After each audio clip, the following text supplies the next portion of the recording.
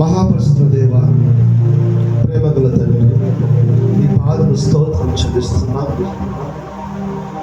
గడిచిన వారంతా కాచి కాపాడి మరొక నూతన వారంలో తండ్రి నీ సన్నిధానంలో ప్రభువా, ఈ ఉదయకాల ఆరాధనలో ఇంతవరకు కాచి కాపాడి మా అందరినీ సజీవులకు భద్రపరిచి నిన్ను మహిమపరచుటకు, నిన్ను ఆరాధించుటకు మాకు ఇచ్చిన ఈ అవకాశం బట్టి నీకు స్తుతులు చెల్లిస్తామయ్యా.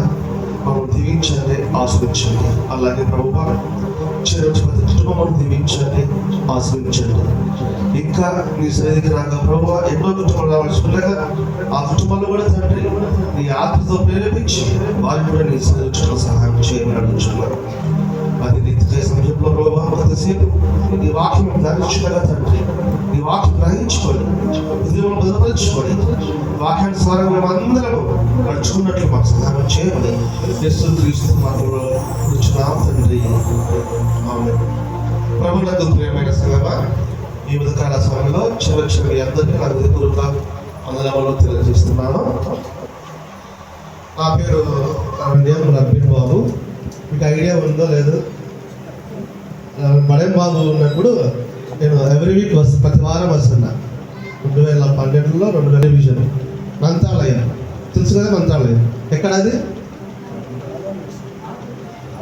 కర్ణాటక బార్డర్. ఈ నుంచి బనగానపల్లి ఎంత దూరం ఉంది? సమాధానం పుణ్య స్థలం. ఇక్కడ సమాధానము మనకు ఎక్కడి నుంచి వస్తుంది? సమాధానము ఎక్కడి నుంచి సమాధానం వస్తుంది? ఎగ్జాంపుల్, యేసుక్రీస్తు ప్రభువుని చూసుకున్నాం. క్రీస్తు ఎప్పుడైనా అబద్ధం మాట్లాడా? ఎవరైనా మోసం చేసినాడా? అన్యాయం చేసినాడా? అక్రమం చేసినాడా? చేయలేదు. మళ్ళీ ఎందుకు సిలువకు అప్పగించిన యేసుక్రీస్తు ప్రభువుని?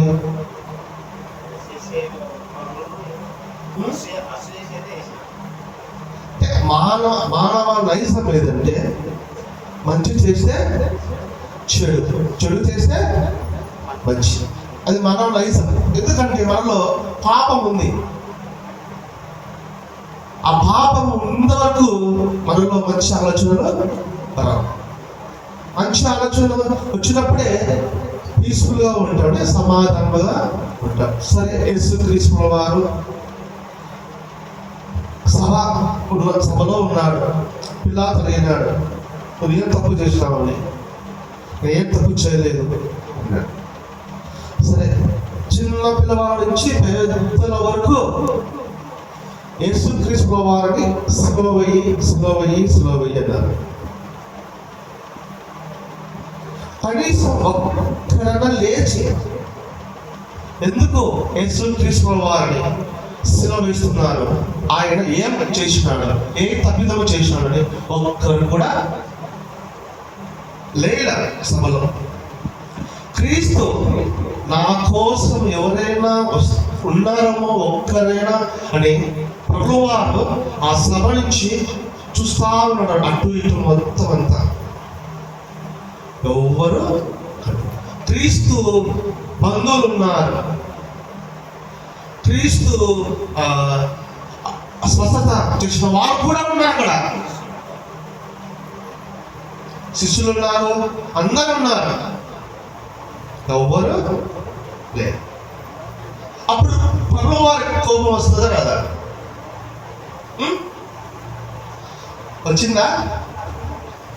సరే, అది వదిలిపెట్టండి. ఉదయం 8:30 నుంచి మధ్యాహ్నం 3 వరకు పైన ఆకాశం, కింద భూమి మధ్యలో యేసుక్రీస్తు వారు వెళ్ళాడుతున్నాడు. క్రీస్తుని సిలువ వేసినప్పుడు అందరూ అవమానపరిచినారు, అందరూ వెంగిలి వేసినారు, తప్పినారు, ఆ పట్టును చించినారు. ఆయనను ప్రభువారు కోపడలేదు. ఏమంటున్నాడు? ప్రభువా, మీరు ఏం చేయించున్నారో, వీరు ఏం చేయించున్నారో వీరు ఎరగని కనుక వీరిని క్షమించు. దట్ ఈస్ ద సమాధానం.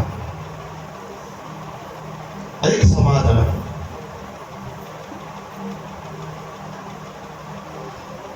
శిష్యులు కళ్ళారా చూసినారు యేసుక్రీస్తు ప్రభువారిని. చనిపోయిన లాజరు, చనిపోయిన అమ్మాయిని, చనిపోయిన బాబును చూసినాడు. కానీ శిష్యులు మాత్రము క్రీస్తును విశ్వసించలేదు, నమ్మలేదు.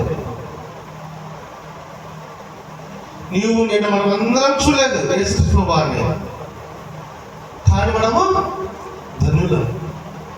క్రీస్తు మనము ఆరాధిస్తున్నాం కాబట్టి అది సమాధానం. పుణ్యస్థలం అంటే పరిశుద్ధ యూకరిస్తూ. ఇప్పుడు యేసుక్రీస్తు వారు యెరూషలేముకి ఎన్ని మాట వచ్చినాడు?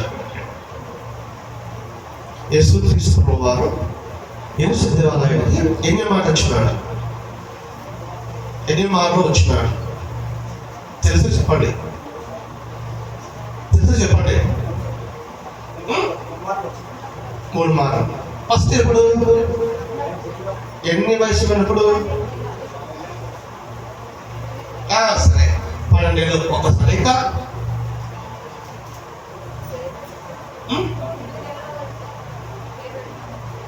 8 నెలల.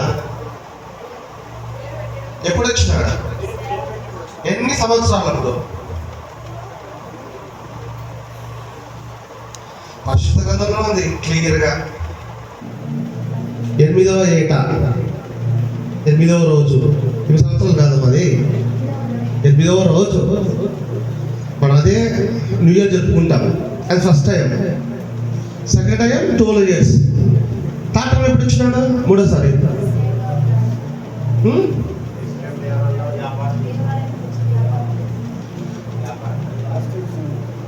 చివరి ప్రయాణం ఎప్పుడు?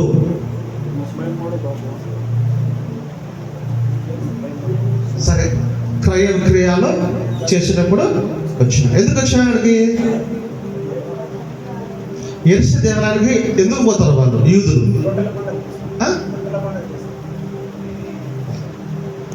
అందుకే ఇప్పుడు అంశం కూడా పరిశుద్ధ యూకరిస్తు. యూకరిస్తు అంటే సంస్కారం. ఇది 1445 సంవత్సరం క్రీస్తు పూర్వము ఐగుప్తు నుంచి చిరసన విడుదల నుంచి ఇశ్రాయేలు ప్రజలు బయటకు వచ్చినప్పుడు కొంతమంది యూదులను పస్కా ఆచరిస్తారు. పస్కా క్రీస్తు కూడా పస్కా ఆచరించినాడా? పస్కా చెప్పండి. ఎప్పుడు ఆచరించినాడు?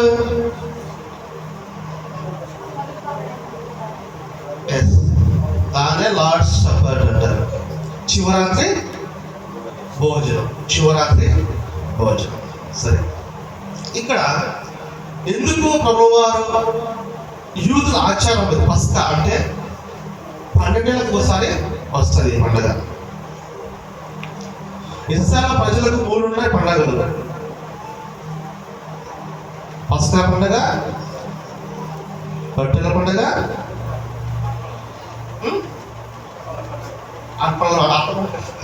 దశమభాగం ఉంది కదా, కృతజ్ఞతాస్తుతి అర్పణల పండుగ. ఈ 3 ముఖ్య పండుగ యూదులకు. పస్కా 12 ఏళ్ళకు ఒకసారి జరుగుతుంది. సో చిట్టు ప్రయాణము యేసుక్రీస్తు ప్రభువారు తెల్లవారితే సిలువకు అప్పగిస్తుంటాడు. ఆ రాత్రి ఇచ్చినాడు. ఒకే శరీరము, ఒకే రొట్టె. సో ఇక్కడ యూకరిస్తు ఎందుకు తీసుకుంటారు? ఇది శరీరము. మనము కబుర్లు తీసుకుంటాం కదా, రొట్టె ద్రాక్షరసం ఎందుకు తీసుకుంటారు?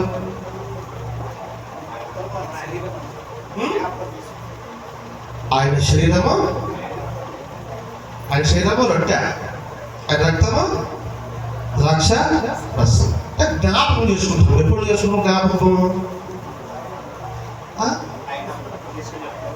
తీసుకున్న వల్ల జ్ఞాపకం చేసుకుంటాం. ఆయన మనవారైనా కదా. తర్వాత అందుకే ప్రభు అంటున్నాడు, సాతాను వాడే కూర్చున్నాడు బయట. కూర్చొని యేసుక్రీస్తు వారు బయటికి వెళ్ళారు. ఏం సాతాన్ అక్కడ కూర్చున్నావు, లోపలికి రాని. నేను రాను ప్రభువా, నేను రాను. ఎందుకు రావు నువ్వు? ఎందుకు రావు నువ్వు? గుర్తుకొస్తున్నాడు, నేను రానని బయటికి వెళ్ళాడు. పోయి సాతాన్ అంటున్నాడు ప్రభువుతో, ప్రభువా వీరి కొరకు నువ్వు ప్రాణం పెడుతున్నావు, వీరి కొరకు వీరు నీతో 1 గంట 2 గంటలు అంతే, తర్వాత అంతా అవైపు ఉంటారు. వీళ్ళ బతుకుల కోసం నువ్వు ప్రాణం పెట్టినావు అని అవమానపరుస్తున్నాడు. ఎవరిని? మనల్ని. ప్రభు అంటున్నాడు, అలా అన్నాను సాదా, వీరు నా ప్రజలు, వీరి కోసం నేను ప్రాణం ఇస్తాను, కావాలంటే నువ్వు కూడా రాను. నేను రాను ప్రభు, నేను రాను. ఎందుకు? మానవుడికి దేవుడికి మధ్యలో సాధన వచ్చింది. హవ్వ ఆదాము ఉన్నప్పుడు దేవుడి దగ్గర దేవుడు చెప్పే మాటలు, మంచి మాటలు బాగా విని ఆనందంగా సంతోషంగా ఉన్నారు హవ్వ ఆదాము. సింహాలు నడుచుకుంటూ మేక గొర్రెలు నడుచుకుంటూ తోడేలు, నక్కలు, తర్వాత ఎలుగుబంట్లు, పుల్లులు, అన్ని పాములు దగ్గరగా ఉన్నాయి, ఏమనుకోకుండా ఉన్నాయి. ఎప్పుడైతే సాతాను మాట విని హవ్వ తిరిగిందో అప్పుడు ఆ వైద్యం కలిగించినాడు. దేవుడికి మనకు దూరం పెట్టాలని ఆలోచన. ఎవరికి? సాతాను. ఎందుకు వచ్చింది ఆలోచన? సాతాను కూడా లూసిఫర్.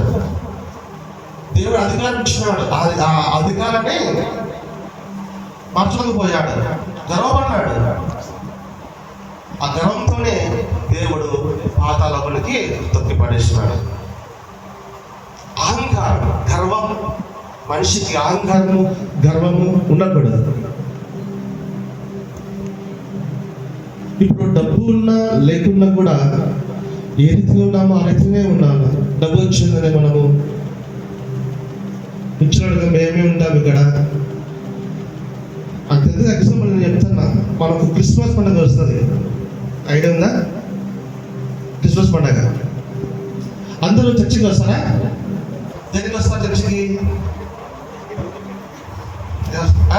దేనికి వస్తారు?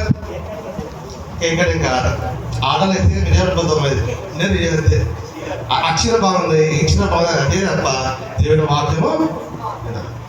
పురుషులు ఏముండవు, ఏముండవు, ఇంకా ఉండాలి. ఈ 4 నెలలు పెట్టుకుంటారు.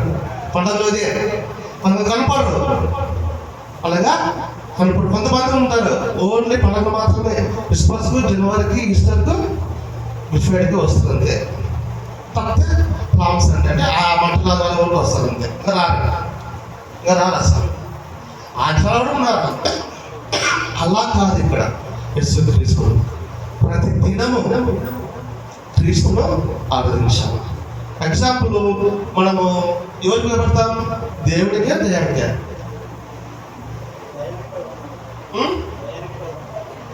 ఏది? దయానికి. దేవుడు భయపడరా? దేవుడికి భయపడాల. దేవుడి మందిరానికి వచ్చినప్పుడు నీ పరివర్తన బహుగా జాగ్రత్తగా చూచుకోవడము. కానీ మనం దయాన్ని భయపడుతున్నాం, దేవుడికి కాదు. దేవుడికి భయపడాల, భయభక్తులు కలిగి ఉండాలి దేవుని దగ్గర. ఎందుకంటే మనము సంస్కారం వచ్చినప్పుడు భయభక్తులు రావాలి. ఎందుకంటే మన పాపములు ఎక్కడ ఎవరు క్షమించబడతాయి? దేవుడే మనము ఈ ఈ పరిశుద్ధ యేసుక్రీస్తు కూడా పాప విమోచన గుర్తు. పూర్వకాలంలో, పాత కాలంలో పాపం ఉన్నది. పాపం చేస్తే ఒక గొర్రె పిల్లను, ఒక పావురమో, ఒక పిట్టను తెచ్చి ఆ బలి అర్పించి పడిపోయేవారు. పాపం చేస్తాడు, వ్యభిచారం చేస్తాడు, మోసం చేస్తాడు, బలి అర్పణిస్తాడు, వెళ్తాడు. మధ్యలో జంతువులు, పశువులు బలి అవుతున్నాయి. అందుకే యేసుక్రీస్తు వారు కూడా ఈ లోకానికి ఒక బలి పశువుగా వచ్చాడు. మన నైజం చెప్పుకుంటావా? మన నైజం ఒక గొర్రె ఉంటుంది, భార్యగా గొర్రె ఉంటుంది. ఎగ్జాంపుల్ గొర్రెలే, వాడు సాక్తా ఉంటాడు గొర్రెను. ఒకరోజు ఆ గొర్రెకు ఆలోచన వస్తుంది, అబ్బా మా యజమాని ఎంత బాగా చూసుకుంటున్నాడు, మూడుపులు బాగా మంచిగా గడ్డి వేస్తున్నాడు, బాగా ఇలాంటి ఉండాలా అని ఎంత నమ్మకం ఉంటుంది ఆ గొర్రె. కానీ పీక తెగిన వరకు ఆ గొర్రెనే యేసుక్రీస్తు ప్రభువు. ఆ యజమాని నీవు నేను మనకు అలాగ చేసిన యేసుక్రీస్తు ప్రభువు మనల్ని నమ్మినాడు. మనల్ని నమ్మే ఈ లోకానికి వచ్చాడు యేసుక్రీస్తు ప్రభువు. కానీ మనం ఏం చేసినాము? క్రీస్తుని సిలువకు అప్పగించాడు. పౌలు అంటాడు కదా, బతుకుతే క్రీస్తే, చావు అయితే లాభం. అతను కూడా యూదుడే. ఒకప్పుడు క్రీస్తు అనుసరించిన అనుచరులను ప్రతి ఒక్కరు చంపేవాడు, అలాంటి జైల్లో పెట్టేవాడు పౌలు. అలాంటి వాడు క్రీస్తును నమ్మినాడు, నమ్మకంతో విశ్వసించినాడు యేసుక్రీస్తులో వారు. అందుకే బతికితే క్రీస్తే, చావైతే లాభం అనుకుంటున్నాడు. ఈ పాడు లోకంలో అంటే ఈ లోకం ఎట్టుందంటే, కాసేపు నీతో మాట్లాడతారు, ఈ మాట పోయి ఆ మాట చెప్తారు, ఆ మాటలో పోయి అక్కడక్కడ. అదే మన మానవ నైజం. ఎందుకంటే సాతాను మనలో ఉన్నాడు, పాపం ఉంది. ఆ పాపం పోవాలి. ఏం చేయాలి? మనము ఏం చేయాలి? ప్రార్థన చేసుకోవాలి. ఏ సమస్య అయినా ఒకరితో ప్రార్థన చేసుకుంటే దేవుడు తప్పక మనను నడుస్తాడు. ఎంతో మంది ఉన్నారు పరిశుద్ధ గ్రంథంలో క్రీస్తున్న వాళ్ళు. ఒక నీయు కుమారుడు, భర్త లేడు, భార్య ఉంది, కుమారుడు ఉన్నాడు. ఆ కుమారుడు కూడా చనిపోయినాడు. ఆ కుమారుడు చనిపోతే అందరూ ఆమెను ఆదరిస్తారా, ఓదారుస్తారా, లేకపోతే తిడతారా? ఓదారుస్తారా? ఏ పాపం చేసిందో ఏమో, భర్త పోగొట్టుకుంది, కుమారుడు కూడా పోగొట్టుకుంది అని ఆమెను చాలా తిడతారు, సముగుతారు, గొరుగుతారు. ఆమె చేసింది ఏమన్నా? చేయలేదు కదా. కొడుకుని చంపుకోలేదు, భర్తను చంపుకోలేదు. దేవుడు తీసుకున్నాడు. ఆమె ఎవ్వరు లేదు. ఆ తల్లి ఎంత దిగుతుందో, ఎంత బాధపడుతుందో, కానీ ఆ పక్కన సమాజం అంతా గొలుగుతున్నారు. కానీ తర్వాత పర్యటనకు పోతా ఉన్నారు. ఆ తల్లి ఏడ్చుకుంటా పోతా ఉంది. మార్గ మధ్యంలో యేసుక్రీస్తు నడిచాడు. పరిగెత్తుకుంటపై కాళ్ళ మీద పడింది. యేసుక్రీస్తు వారి కాళ్ళ మీద పడింది. ఎవరు దిక్కు? దేవుడే. బంధువులు, స్నేహితులు ఎవరు రారు. దేవుడు దిక్కు. అక్కడ జరిగింది అక్కడ కూడా ఉన్నారు, ఎవరు పట్టించుకున్నారు. ఆవిడ ఆ తల్లి ఒక తండ్రి భర్త పోగొట్టుకుంది, ఇప్పుడు కూడా కొడుకు పోగొట్టుకుంది. ఎంత దుర్భాగం ఉంటుందో, ఎంత అల్లాడుతూ ఉంటుందో ఆ హృదయము. ఆమె కూడా చనిపోయిన పరిస్థితి ఆలోచనలో ఉంటుంది. ఆ మూమెంట్లో పరిగెత్తుకుంటూ వెళ్ళి కళ్ళు పడతాడు.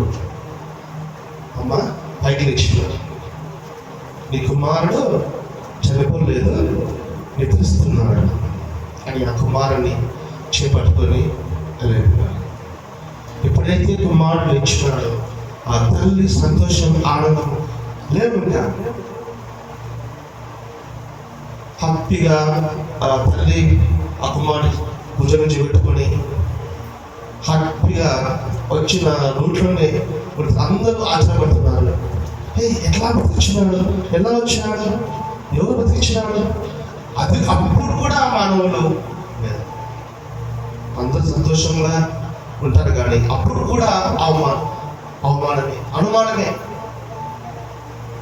కానీ మనిషి శత్రువు అన్నారు. అందుకే ప్రభు వారు నీ పొరుగు వారిని ప్రేమించు. ఏ విధంగా ప్రేమిస్తావో అతను కూడా ప్రేమించు. అప్పుడు కోపం, ద్వేషం, అసూయ, అన్యాయం, అక్రమం, మోసం ఉండదు. సమాధానముగా చాలా ఐక్యత కలిగి నివసించడం ఎంతో మేలు, ఎంతో మనోహరం సమాధానం. అందుకు ఇస్రాయేలు ప్రజలు కూడా దేవాలయంలో ఐగుప్తు దేశంలో చర్చిలు లేవు, మందిరాలు ఏం లేవు. ఆయనను వాళ్ళ ప్రార్థన ఆలకించినాడు, వాళ్ళ మొర ఆలకించినాడు 430 సంవత్సరములు. కానీ ఆ ఐగుప్తు చిరసాలప్పుడే దేవుడిని జ్ఞాపకం వచ్చినాడు. ఎప్పుడైతే బయటకు వచ్చినారో అప్పుడు దేవుని మర్చిపోయాడు. నేను మర్చిపోయినాను. సముద్రం అడ్డొచ్చే మోషే అంటాడు ఒకడు, ఏం మోషే, ఈజిప్ట్ దేశంలో సమాజం లేవని ఇంతవరకు తెచ్చి చంపాలను అనుకుంటున్నావా అని. మోసెస్ అంటాడు, నీవు నమ్మిన దేవుడు నిన్ను మనవడు, మోసం చేయడు అని కళ్ళు వస్తున్న ఆకాశం చూసుకుని ప్రార్థన చేస్తే ఆ సముద్రం రెండు పాయలుగా వచ్చింది. సో ఫెయిత్ ఉండాలి ఫస్ట్. ఆ నమ్మకం ఉంటేనే క్రీస్తు దగ్గర వస్తుంది. నేనుండు స్థలంలో మీరున్నలాగా మళ్ళీ నేను వచ్చి మళ్ళీ నేను తీసుకెళ్తాను అంటున్నాడు యేసుక్రీస్తు ప్రభువారు. ఎంతో మంది బాగుపడినారు, ఆయనను క్రీస్తును మర్చిపోయినారు. తల్లి యేసుక్రీస్తు ప్రభువాలో ఉన్నప్పుడు అతను తల్లి చూడాలి, మరెన్నో చూడాలి. ఎంత బాధ ఉంటుంది, ఎంతో వేదన ఉంటుందో మనం కూడా ఊహించుకుంటే మనకు కూడా ఎంతో బాధ ఉంటుంది. మన చనిపోయిన వాళ్ళు జ్ఞాపకం చేసుకుంటే. కానీ మనము చనిపోతే క్రీస్తు దగ్గరికి వెళ్తామని ఆలోచనగా కలిగి ఉండాలి. అయితే క్రీస్తు మార్గంలో నడుచుకుంటూ పోవాలి. క్రీస్తు చెప్పే మాటలు విని గ్రహించుకొని ఆ మార్గంలోనే వెళ్ళాలి. అందుకే ఇరుకు మార్గం విశాల మార్గం అంటాడు. విశాల మార్గం సాతానుది, ఇరుకు మార్గము యేసుక్రీస్తు ప్రభువారు. ఆ విశాల మార్గంలో బంగారం, వెండి, ధనము అన్నీ ఉంటాయి. ఈ ఇరుకు మార్గంలో ముళ్ళ పొదలు, గాజ పొడకలు ఉంటాయి. తొక్కుంటా పోవాలి. ఏది ఈజీగా ఉంటుంది? విశాల మార్గమే ఈజీగా ఉంటుంది. ఈ గాజపులు, ఈ ముళ్ళ ముక్కలు, తొక్కిములు ఏ అవసరం లేదు కదా. ఇదే విశాలంగా ఉంటుంది. సో ఆటోమేటిక్గా మనం అక్కడికి వెళ్తాం, అక్కడికి వెళ్ళాం. సో మనలో పాపం ఉంది కాబట్టి ఆ పాప విమోచనకే ఈ పస్కా యూకరిస్తు ఎప్పుడైతే తీసుకుంటావో జ్ఞాపకం చేసుకుంటారు యేసుక్రీస్తు వారు. ఆయనను తీసుకుంటారు, బయటకు వెళ్తానే తిట్టుకుంటా పోతాం.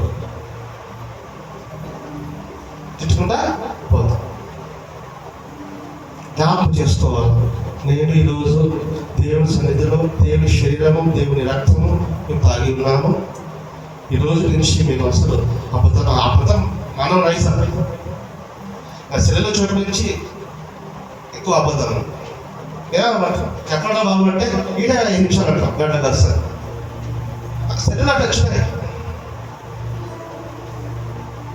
అబద్ధం మాట్లాడకూడదు అంట. ఏది దేవుడు చెప్పినాడో అదే రివర్స్ అవుతున్నాయి మనకు. అందుకే యేసుక్రీస్తు వారు 2 ఆరంభించినాడు. మొదటిది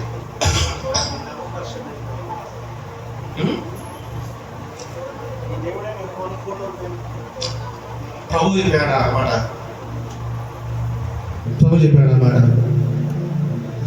దేవుడు ఆత్మ కనుక దేవుని ఆరాధించేవారు ఆత్మతోనూ సత్యముతోనూ ఆరాధించేవారు. రెండవ మాట, నిలవలేని పొరుగువారిని ప్రేమించు. మోజెస్ 10 ఆజ్ఞలు ఇచ్చినాడు, 10 మాటలు ఇచ్చినాడు మోజెస్. ప్రభు తీసేసి 2 మాటలు ఇచ్చినాడు. ఇప్పుడు మోజెస్ ఆజ్ఞలు నేర్చుకుంటారా? ఈ ఆజ్ఞ నేర్చుకుంటారా?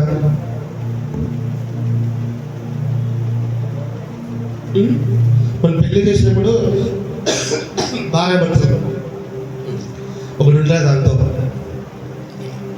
నీ తల్లిదండ్రులను విడిచిపెట్టి నీ భార్యను అత్తుకులోనే ఉంటుంది. అప్పుడు తల్లిదండ్రులు విడిచిపెట్టి భార్య ఎత్తుకుంటే తల్లిదండ్రులు గతిగా కావాలా? నీవు తండ్రిని ఏ విధంగా ప్రేమిస్తావో అదే రీతిగా భార్యను కూడా ప్రేమించు అని అర్థం. ఇదో బాబు ఒక అడిగాను ఒకసారి, ఇది బాబు అర్థం అలాగే అంటున్నాడు. ఆయన నువ్వు మీ నాయన మీ అమ్మను ఎంతగా ప్రేమిస్తావో అంత రీతిగా మీ భార్యను ప్రేమించు అని. అంటే తల్లిదండ్రులు జన్మనిచ్చి చదివించి ఉద్యోగం తెప్పించి పెళ్లి చేస్తున్నప్పుడు అంతే తల్లిదండ్రులు. తర్వాత నువ్వు బయటకు వెళ్తావా? వాళ్ళకి అందుకే అనాథాశ్రమంలో ఉన్నది కదా, అనాథాశ్రమంలో అందుకే అట్లా పెరిగిపోతుంది అట్లా. కానీ ఇక్కడ క్రీస్తు మాత్రము చివరి వరకు తన శిలువలో మరణించిన వరకు తల్లికి ఇచ్చినాడు. యోహాను పిలిచి,